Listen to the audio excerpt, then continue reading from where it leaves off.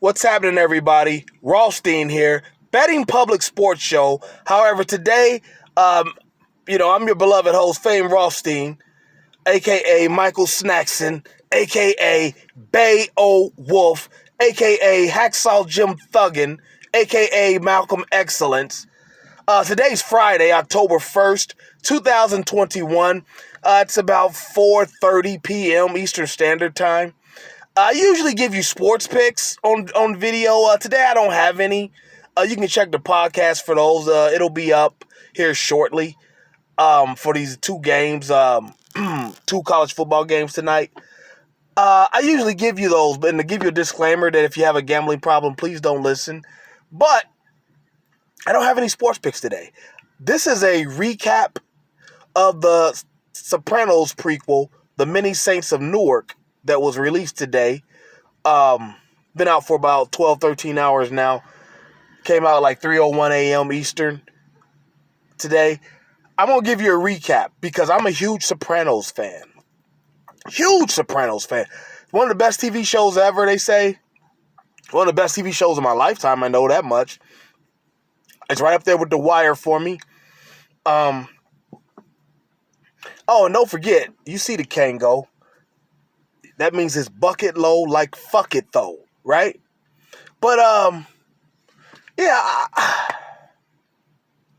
like I said, I'm a huge Sopranos fan, okay? And I'm doing a movie recap, so, pardon me if you don't like it as a movie review. I'm not Siskel and Ebert over here.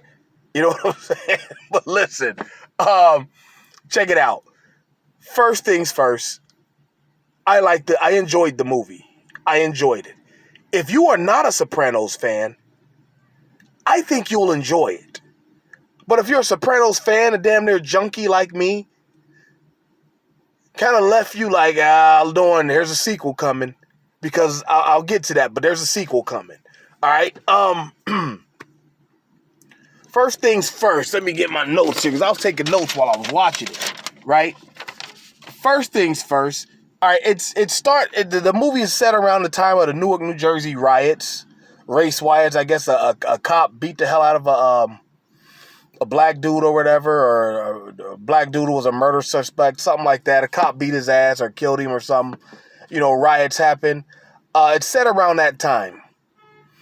And there's a lot of racism in the movie. Just like you check my YouTube channel. I talked about that. The racism in The Sopranos. They don't really run away. They don't run it all away. They don't run away at all from the racism, or from the perceived racism from East Coast Italians toward blacks and pretty much every other ethnic group.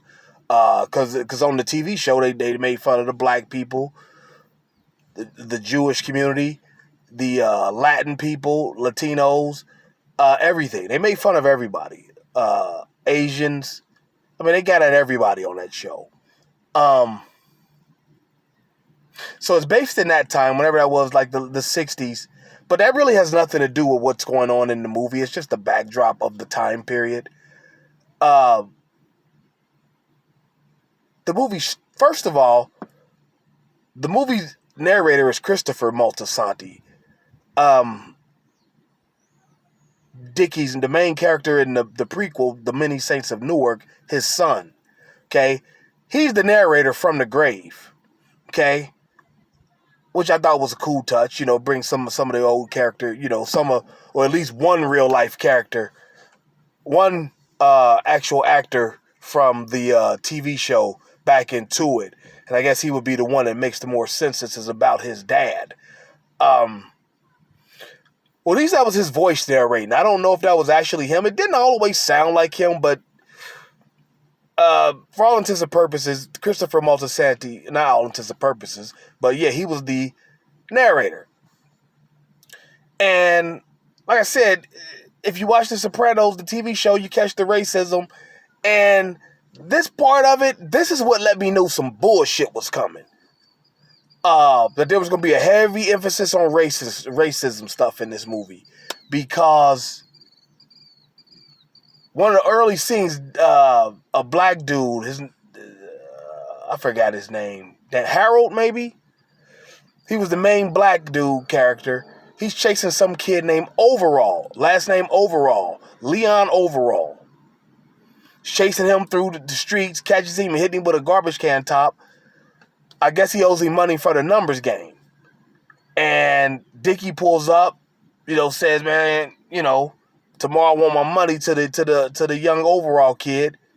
And as him and Harold are walking back to the car, Harold goes, Dickie smoking a cigarette, and Harold goes, you think you can switch to Newports? You see what I'm saying? That type of goofy shit. I was like, that was a cheesy ass joke. You see what I'm saying? And all throughout the movie, Dickie's mistress, she's straight off the boat from Italy. I'll tell you who she is in just a second. She's straight off the boat from Italy. She's seeing black people. She's intrigued. She's looking at, Harold, the character, checking him out. Dickie tells her, don't look at them. They don't like you. You know what I'm saying? You knew some shit was going to go down. Harold ends up banging her. And kind of sets off a whole bunch of shit. And that's what, I guess that was the coup de grace and everything. I mean, Dickie, she told him on the beach, Dickie drowned her ass. Remember when Christopher, his son, Christopher, remember when he was, remember when Adriana told him that she was a mob informant? He, you could just see him losing it, trying to hold it in and just all of a sudden snap. That's what Dickie did. Harold. He starts losing it, trying to hold it in. All of a sudden, he snapped, ends up drowning her, taking her out a little bit into some deep waters, fucking her up. And I also thought it was weird that his girlfriend was straight off the boat from Italy. She actually came over to America to be his stepmom, give his dad second group of kids. Dad beat her ass. He got her away from dad after he killed his dad. Why did he kill his dad? Because she was beating her ass, and they just got into an argument in the car. He fucked him up, drove down while the riots were going, drove down to their shop and set the motherfucker on fire to cover up the murder. So that person you see Dickie visiting in prison is Ray Liotta, who plays his dad, but it's also Ray Liotta playing his dad's brother, much like in the series. The Paulie and Patsy Parisi, is that their names? The actor is Dan Grimaldi. The first one gets killed like the first season because he has a big mouth. The dude who Paulie Walnuts picks up from the airport, pops him. And later on in the series, he shoots a stalker, a female stalker for Tony, right? Hey guys, I'm trying to keep this short as I can.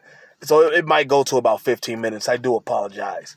So yeah, there's a couple times where they do something like that, where there's certain references to the series, subtle references to the series like that. So yeah, we do right off the rip. There was some racial shit coming. And I thought the score was great because in the musical score, it lets you know the action about to heat up when they're at the slam poetry, the black slam poetry. They do the black fist, raise their fists up, and they go, at the end, they go, they play that Gil Scott-Heron, the revolution will not be televised. That lets you know shit's about to pop, because the black dudes come out of there inspired and they realize, they say, fuck that. We're not finna be harassed and what do you call that? Extorted by the mobsters anymore. We're gonna stand on our own 2 feet. I like how the movie introduces us to Silvio Pussy, Big Pussy Bombacero, Silvio Big Pussy, Paulie Walnuts, and Janice.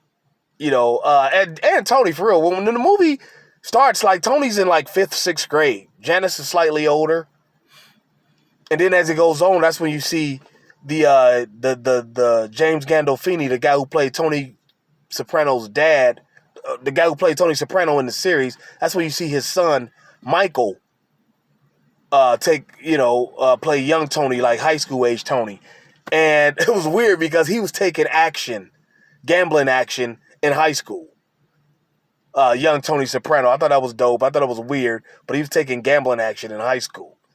Um, so the movie's 2 hours long with about 5 minute credits, about a 2-3 minute narration from a dead Christopher Moltisanti.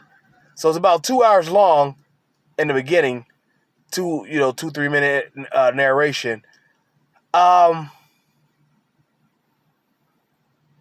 was I gonna say? It's slightly insistent. That first hour, slightly insistent. But that's me. I'm a Sopranos fan. If you're not a fan, you're getting this backstory. You don't find it insistent. I did. Much like, the famous Family Guy episode where they're in the panic room about to drown and Peter goes, it insists upon itself. Talking about the Godfather movie. And coincidentally, much like Peter Griffin, I have not seen The Godfather because I think it insists upon itself. But I digress. Like I said, to me, that's gross how Dickie meets the woman who came to America to be his stepmother. And, she ends up being his mistress. I don't know. I just thought that was gross.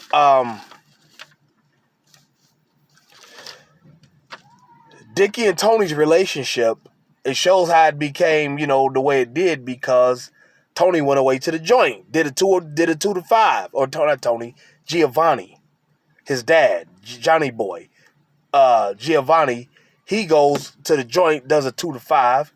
And that's where Dickie kind of, starts fucking with Tony and Tony gets involved in things, right?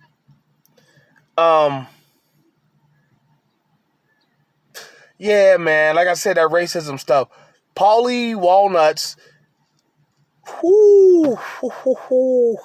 that Paulie Walnut, hey, he might be the biggest one of them all. Hey, let me apologize to people of a certain hair texture. Yo, who the fuck am I? Fucking Madam C.J. Walker over here? No.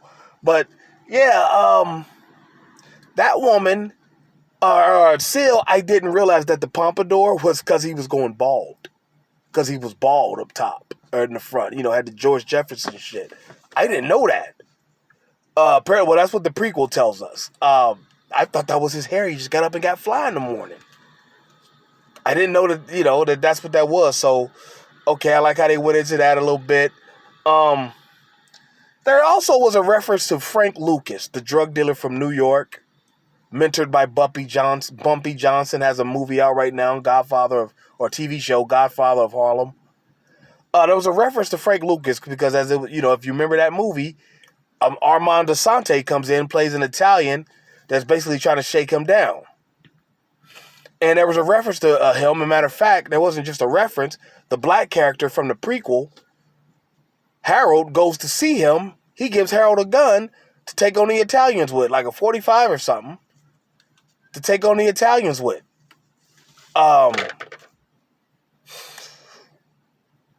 Here's the problem with that.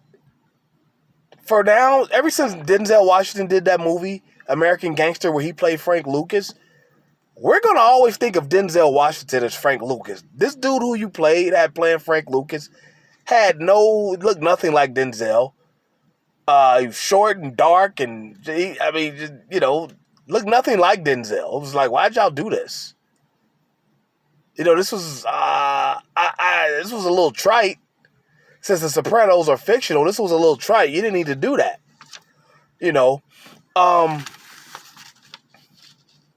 But yeah, it does, pretty much end with Dickie's death at his funeral. And, at the end, that's when they start playing The Sopranos, that famous theme song, whoa, got yourself a gun. That, it starts playing that as it's going off. How does Dickie die? Be careful, this contains spoilers. You saw it in the title. How does Dickie die? Apparently, Johnny Boy kills him.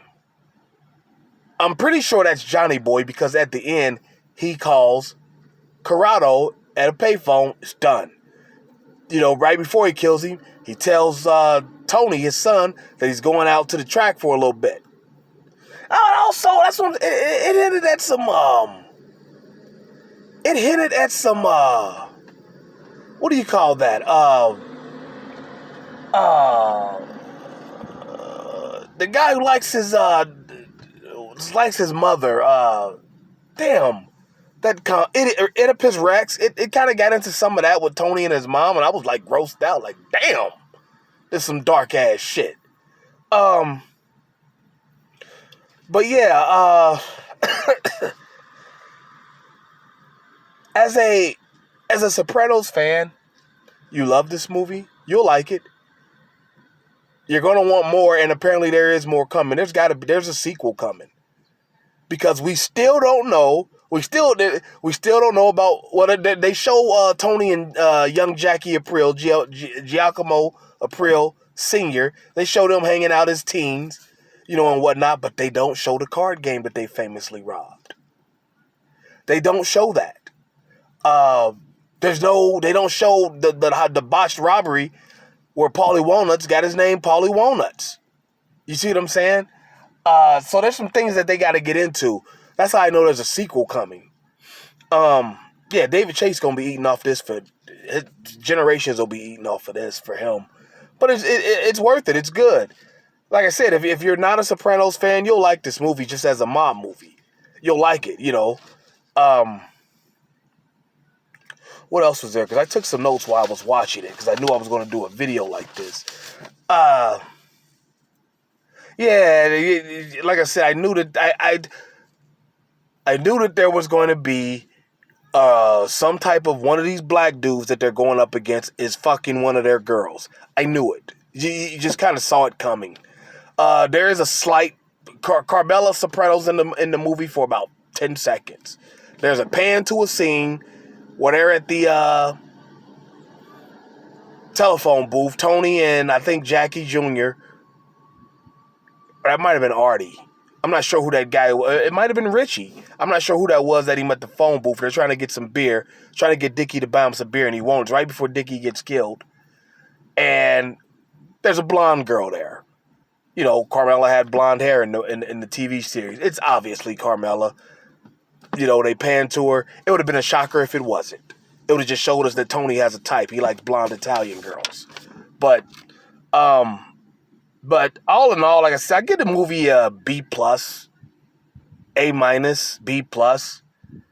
I think you'll like it. Like I said, whether you're a fan or not, I think you'll like it. But if you're a fan, trust me, you're going to quickly see a sequel is coming. Almost has to. And I'm going to be honest with you. I'm going to say this now on October 1st, 2021. I think in the sequel, when they show us if Tony was actually killed or not at the end of the series, I think we're going to find out that Feech LaManna did it. Payback for the card game and ridiculing him at the adult card game after Feech got out. Because you remember when they were laughing at that joke at Feech's expense, he's just sitting there cleaning that knife with that mean-ass ice grill, like this. That's why that's why Corrado killed Dickie Moltisanti. Because he's laughing at him. After Dickie fell. Dickie fell down some church steps. Not Dickie, Corrado Jr. Soprano, he falls down some stairs at some church steps. Dickie's having laughing at it. Corrado gets mad that he laughs at it. He's so mad he can't fuck his wife. Like, for real? Kind of knew then what was about to happen. Like, damn, you that mad at him? And so, yeah, it was just a surprise that it was Johnny that did it.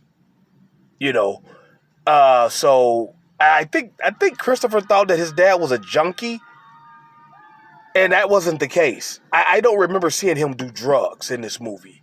But, like I said, there's got to be a sequel coming. Feech LaManna, from behind bars, had Tony whacked. It was not, Phil Leotard. It was not him. Phil Leotardo. Phil Leotardo. It was not him. It was not that crew. It was Feech LaManna. I can almost guarantee it. Now I see how it's going to unfold. But we'll see. But please like, subscribe to the video. I should have told you at the beginning. But please like, subscribe to the video. Leave comments. Tell me what you think. And check out my sports betting podcast. I give out action like Tony. You know what I'm saying? I mean, who are you, Maya Lansky over here? On a Rothstein? No, I'm Fame Rothstein, goddamn. But yeah, check it out. Subscribe, leave comments, hit the notification bell. I'm usually on YouTube Saturdays, Sundays, and Thursdays. All right? But that's all I got, y'all. It's a good movie. Check it out. Be safe. Peace.